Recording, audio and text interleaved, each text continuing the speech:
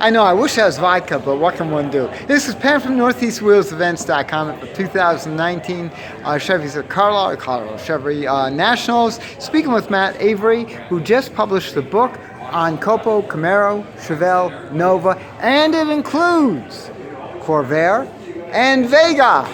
All right, we're going to talk about COPO, and then we're going to do a second video about Yenko. But COPO is so misunderstood. Matt, give us the background with COPO. Thanks, Pat. So the COPO cars have a lot of mystique about them, and there's a good reason why, just because there's a lot of mysteriousness about them. And so basically the way they came about is there's kind of two different groups of COPO cars that Chevrolet made, and COPO stands for Central Office Production Order. So basically it was simply paperwork that would be, when a vehicle was purchased, a COPO would be a variation from the normal RPO ordering structure that General Motors had in place. Mm-hmm. So from my research with the General Motors Historical Society, it starts around right after World War II, this idea of a COPO car.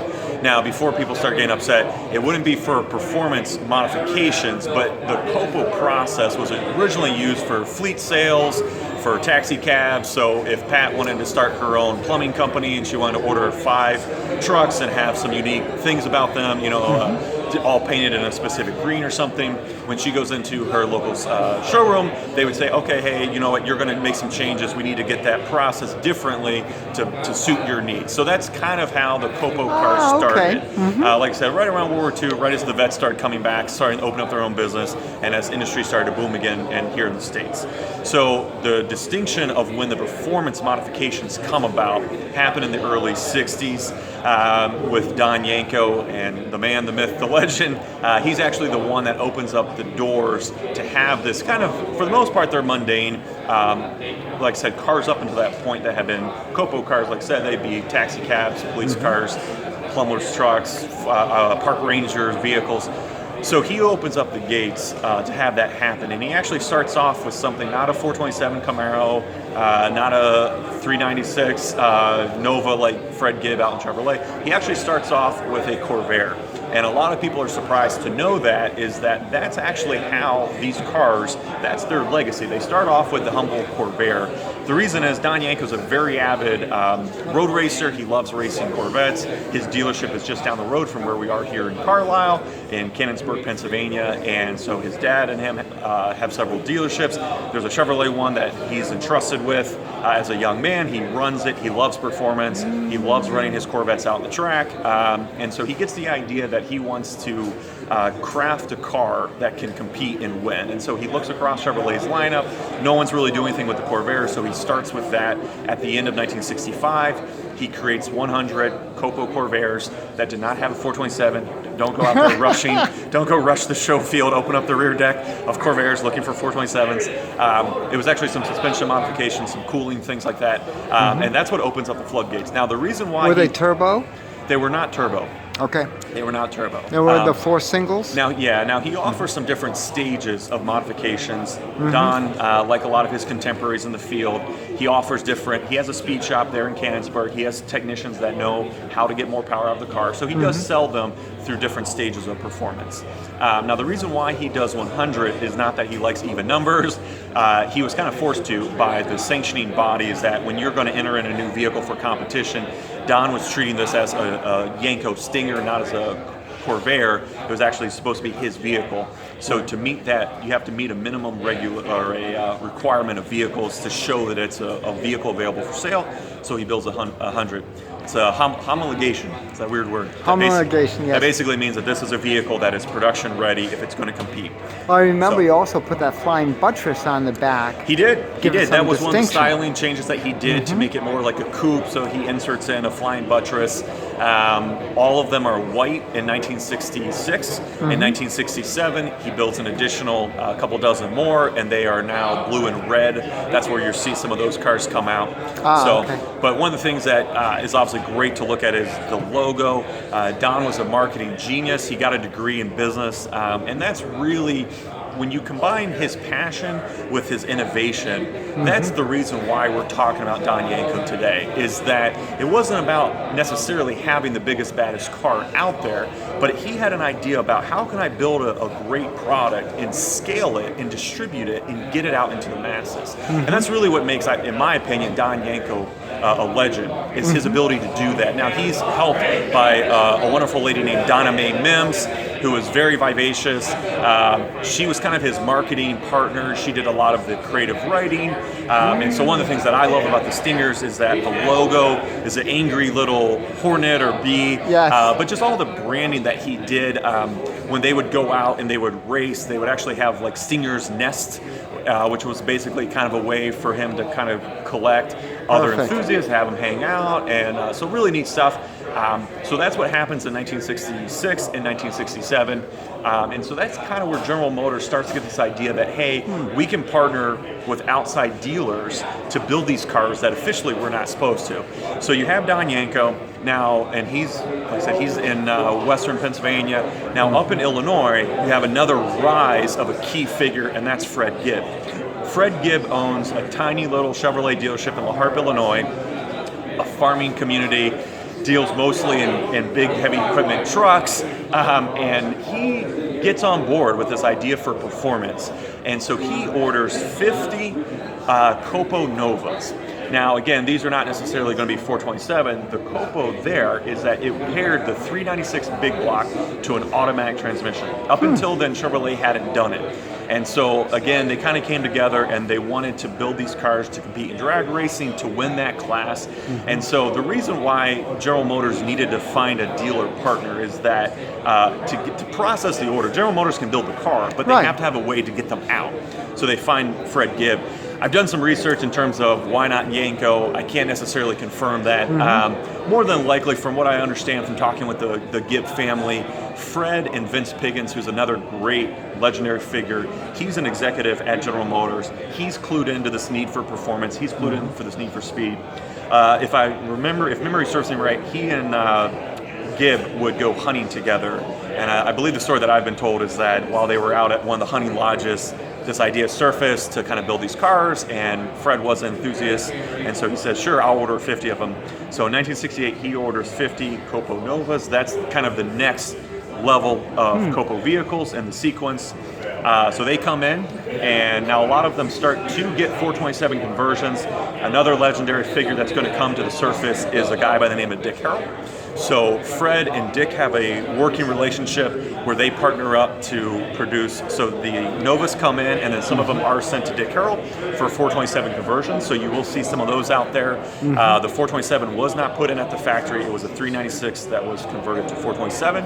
Now I presume the 396 was the solid lifter 4-bolt. Correct. And what did you run for a transmission? Power slide or turbo? The turbo hydro. Yep. Very good. So that's the next evolution of the COPO cars. And by the way, were these posters or hardtop? They'd be hardtop. Very good. So now in 1968, you have the next COPO vehicle that surfaces, and that is a Camaro.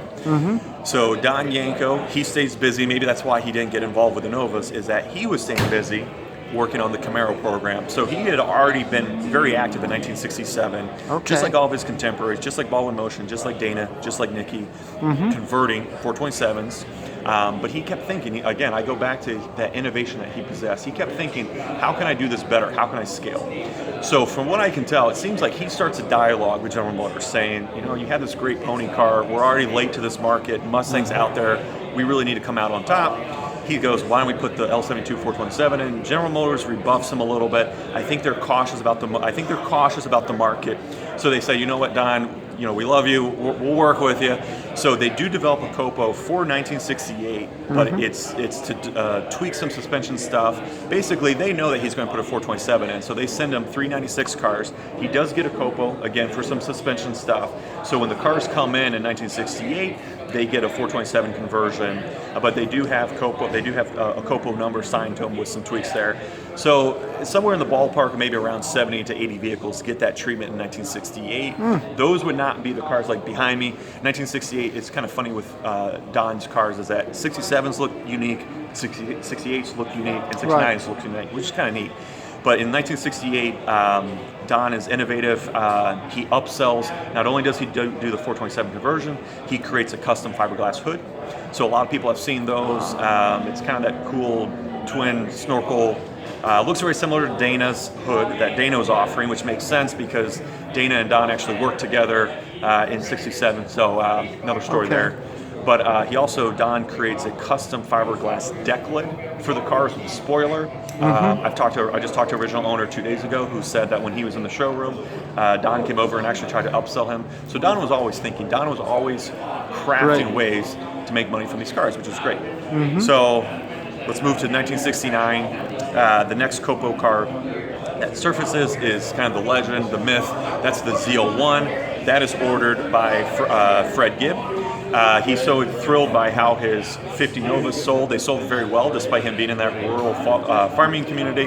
So he orders 50 aluminum block 427 track monsters, and an additional 19 are ordered by other dealers. But those are legendary cars. There's one here. There's one being restored by Supercar Workshop. One of the cars, a great story. But those are really iconic in terms of how something mundane as paperwork used to create a plumber's truck really could create something fantastical, right? I mean, it was a Camaro that never should have been built. It was a Camaro that would flat out crush competition on drag strips, and it was available through a dealership. I mean, the closest equivalent that I could think of is kind of today's golden age of horsepower. It'd be like a Dodge Demon. You know, it'd be like you or I going to buy that to haul groceries. So it's a really unique car. In addition, in 1969, you have the L72 Camaros, which Don starts off. So Don finally gets his wish in 1969 with General Motors. They say, you know what, Don, we see Camaro starting to kind of pick up with sales. We'll honor your request. We'll put in the L72 Iron Block 427 from the factory. Don is thinking, man, that's great news. Now my technicians don't have to do the conversion. I'm not left over. I don't have all these leftover 396s. Right. So it's fantastic. So Don loves it, and so that's really where I think he starts to get traction with how can I scale this. So he's really got a corner on the market because he is now having truckloads of Camaros coming to his dealership with the 427 already installed, and for the time being, he's the only one that knows about it. He really thought that he could corner that market. So Don and Donna May, what do? Well, they say, hey, let's whip up a fancy package. So that's where the Camaro behind me, that's where you see that with the stripes, with the badging. That's really where Don starts to get innovative. And for a while, people thought his shop was doing it, and they thought that he was the man responsible. So it was clever, and that's why, like I said, I think Don was really innovative. Word does get out. General Motors sees the success of it, so other dealers like Berger and some of the other ones do order L72 equipped 69 COPO Camaro. So that's why some people will be, there's a little bit of confusion because they'll say, hey, this is a 69 COPO Camaro, but it wasn't available through Yanko. How does that work? That's how that works. Don also scales the program to include L72 Chevelles. So you have 427 Iron Block Chevelles, and they get the same treatment. Part of Don's supercar, the SYC, Yanko supercars, that was part of his offering. That's what he wanted to be known for. Let's see, so we fast forward to 1970, you have change in emissions, you have change in insurance. Finally, those two groups catch up to kind of what is going on. So they realize that big block horsepower is not going to be the way. Don picks up on that. He goes, I realize I need to create a better product that's going to be better suited for the market. He finds that with the Nova, creating the Yanko Deuce, which is an LT1 350 motor. That's just a 350 Nova, and he gives it unique striping, unique badging, and so that gets out. The other COPO that you have in 1970 is a little nuanced. A lot of people aren't aware of it, but you actually have a Camaro. Now, it wasn't ordered through a dealer. It actually was kind of greenlit by Vince Piggin, specifically because in 1969, 1970, you had the body change, right? You go from this body style to the 1970, the elongated European style. Out on the track, they were losing traction, and so they needed the higher back spoiler that Firebird was running. So you have to dig into the story just to uncover all the nuances of it, but basically they greenlit 500 is what's supposed to be made, but with that high back spoiler so that they can use them in track competition to help keep the cars planted.